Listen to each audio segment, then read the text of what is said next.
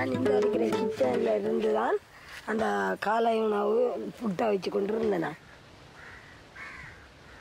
இந்த பக்கம்தான் அந்த குண்டு சத்தம் மாதிரி கேட்டது.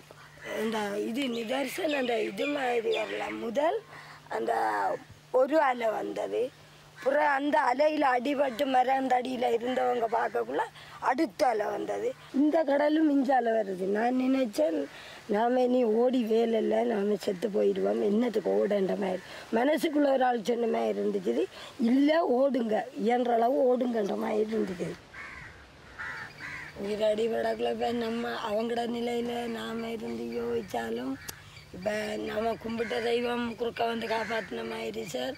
உயிர் ஆபத்து இல்லை, உயிரை இழந்தவங்களுக்கு வெறுப்பாக இருக்கும் இந்த இடம் என்று நான் யோசிக்கிறேன்.